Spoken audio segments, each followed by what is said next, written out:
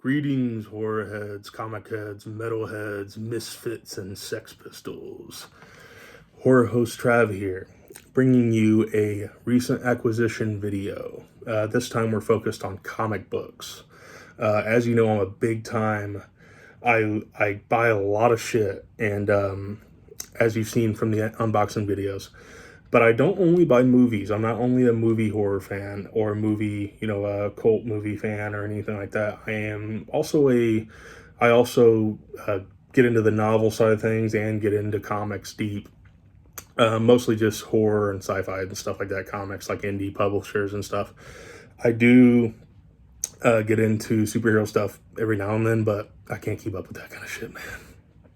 The yearly crossovers and shit like that are just way too much money. But yeah, I have a stack of funny books here to kind of go through. I haven't read any of these because I just acquired them, so I'll keep you guys updated on what I think about them. But just let's get going here.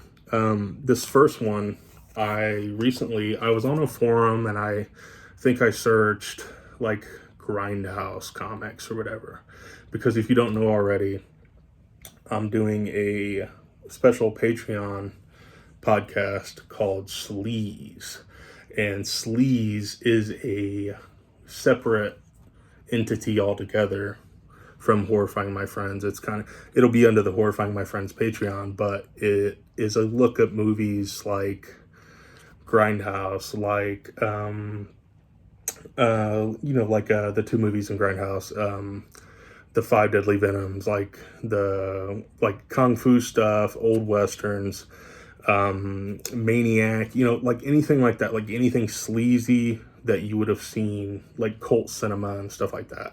Because I'm really big into that kind of stuff as well.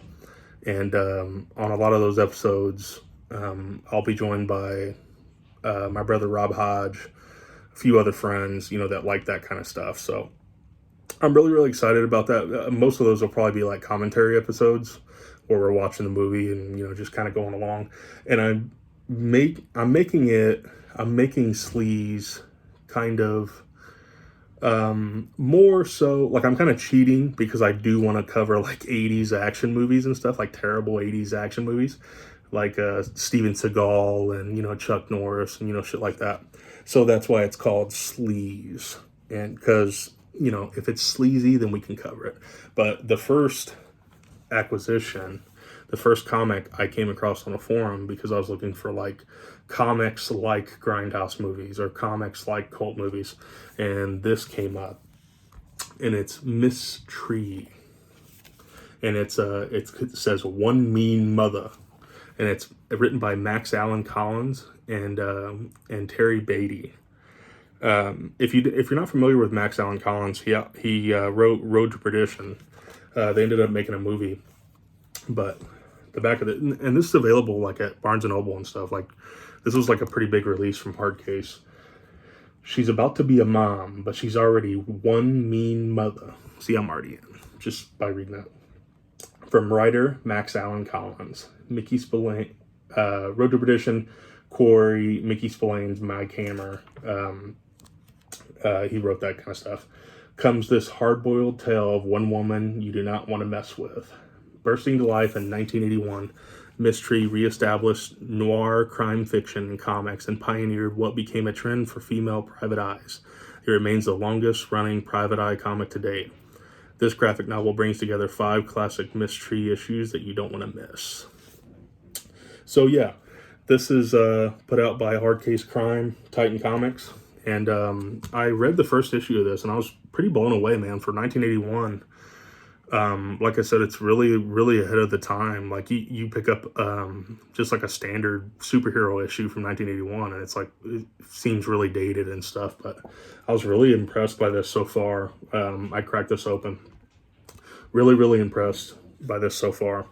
The next one is, I don't really know a lot about this, but it's called Hotel, and the O and the T are kind of crossed out, so it just says like Hell, and it's kind of like an anthology, and it's If these walls could scream, you won't find it on any map, but if you happen to be driving down Route 66 in the dead of night and you're truly desperate for shelter, sanctuary, or secrecy, you might see a battered sign on the side of the road. So basically, this is like an anthology comic, and I'm always a mark for shit like that, like Tales from the Dark Side, Twilight Zone, anything like that, like, you know, Creep Show, anything like that, like short stories and stuff about like weird, like one of my favorite like movies growing up, catching it on like HBO and stuff, was Body Bags. Part of it was written by like John Carpenter and stuff, and I think Toby Hooper did the other segment, but it's just like these stories that really don't have a ton in common, but in this one it's sharing a place. It's telling you like all these stories that are connected to this place. In this version, it's a hotel or, you know, something like that, but it's got really good reviews, and I'm really pumped to dig into that. Now this one is out of Image Comics, and the next two are out of Image Comics. This one is called Philadelphia, and I've heard some really good things about this. Let's see what it says on the back. Sins of the Father, featuring the show-stopping talents of Spawn series artist Jason Sean Alexander and the writer behind such hit shows as Wu-Tang and American Saga, Marvel's Runaways, and Star's American Gods, Rodney Barnes. Check out American Gods, the novel, by the way, if you haven't. When a small-town beat cop comes home to bury his murdered father, Reverend Philadelphia detective James Sangster Sr., he stumbles into a mystery that will lead him down a path of horrors and shake his beliefs to their core. The city that was once a symbol of liberty and freedom has fallen prey to corruption, poverty, unemployment, brutality, and vampires. Now it's up to Jimmy and an unexpected companion to stop long-thought-dead President of the United States John Adams from building an undead army and staging a bloody new American Revolution. There's a reason they say you can't go home again. Welcome to Philadelphia. So this is it's got reviews from Chris Rock, Brian K. Vaughan.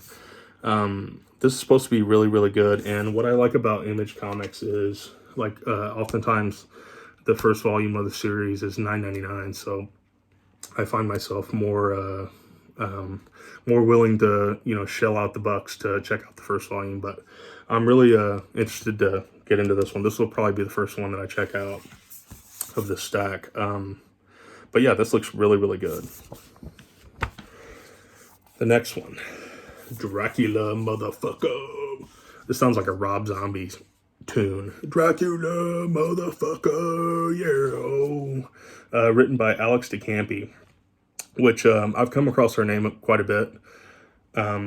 She put out a series like the Grindhouse Open Till Midnight comic book like series from I think it was Dark Horse, and I ate those up, but it was cool. It had like fake movie posters and stuff in it, and it was just like a really cool series. But this looks like along the same lines. Like, that artwork is pretty cool, and it's Vienna.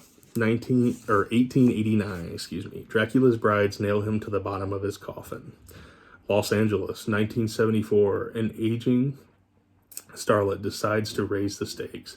Crime scene photographer Quincy Harker has the proof, but will anyone believe him before he gets his own chalk outline? In Arc, Dracula's three brides here. Oh, sorry. It says, in R, Dracula's three brides. There's like a little mark on the book. And are Dracula's three brides here to help Quincy or use him as bait? A pulpy, pulse-pounding graphic novel of California psych horror from master of modern exploitation, Alex DeCampi, and fan favorite artist Erica Henderson. This looks really good. But Image is also doing like original hardcover graphic novels, like, and it's like a first in a series original hardcover graphic novels. Like I think the other one are like I think the other series are like crime series by Ed Brubaker and stuff like that. But I really dig these like one shot. Like I said, the superhero comics, you get into them, man, and it's like, oh, you got to read this next, you got to read this next, then you got to read this, and it's like, sometimes I just want to read like one fucking thing, man, and enjoy it. Like, and then put it aside, and maybe they make a sequel, maybe they don't, maybe, maybe that's it for the series. But sometimes I just want to have it all in one shebang, and this looks like awesome. I got this from Barnes & Noble today. Dracula, motherfucker! Okay, last but not least, Night Force by Marv Wolfman and Gene Colan. Gene Colan, of course, the artist of the spectacular Tomb of Dracula series, but this was actually a recommendation on Twitter. I think I was looking for like 80s DC horror stuff other than like Swamp Thing and stuff. And Brian Keene, who, if you haven't checked out his stuff, Ghoul, The Rising, Castaways, he's like probably my favorite writer ever. But he's very, very active on Twitter and really, really, really cool and always like recommending stuff. But he actually recommended this to me, and it looks really, really fucking cool. It's like an old school. This hardcover, I got it from shout out to Comic Book University. I'm the horror guy with the backwards hat that's always like hanging out and shit. But what does it say on the back here? The protectors of mankind. In the oldest part of Washington, D.C., there sits a vast old mansion with a back door that opens to a small, ordinary garden, but not always. There are times when the garden simply isn't there, and the door instead leads to 18th century Paris, or feudal England, or a 1930s carnival. Inside the house lives the reclusive, seemingly ageless aristocrat Baron Winters. He sits out of sight inside his mansion alongside his pet leopard. I wish I had a fucking leopard. Pulling the strings to bring together a hand-picked team of extraordinary individuals down on his luck tabloid journalist Jack Gold, parapsychology researcher Donovan Kane, and Vanessa Van Helsing, granddaughter of Dracula's greatest foe. Known as the Night Force, the group fights evil wherever and whenever Baron Winters sends them. Collecting the original 14-issue series. So apparently this was a series in the early 80s that never really caught on for some reason. And they only did 14 issues of it, but it looks fucking rad, man. And Gene Colan is Gene Colan is the shit. If you haven't checked out, like, Tomb of Dracula is like a near perfect comic. They're reprinting it. I think as we speak, they're reprinting it, but I think they're up to like volume 3 or 4 in these big, like, massive volumes that Marvel's putting out. Way better than the old volumes that they used to put out. But yeah, anyway, so yeah, I'm always buying comics or like buying horror novels and stuff like that.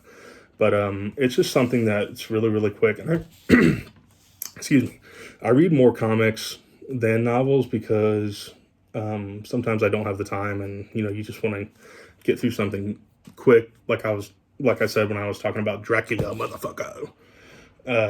Sometimes you want to just get into something real quick and get out of it real quick, and that's why I love comics. I've always loved comics. There's nothing like cracking a good comic and getting into it and really just getting swept away, man. The art and the story blending together to make this perfect piece of art. But if you do enjoy comics, my buddy Heath and I, Heath, from a few episodes of the podcast, are going to be doing a review series of I think we're covering the first 3 volumes of the Gideon Falls series from Image. But this series is fucking amazing. But look for that. Thanks again to the Patreon supporters. Thanks again to anybody that listens to the show.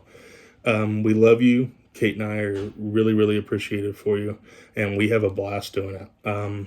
Like I said, look out for sleeves under the $6 price point on Patreon. Hodge is the first guest on sleeves. Just a tease. Tease and sleeves.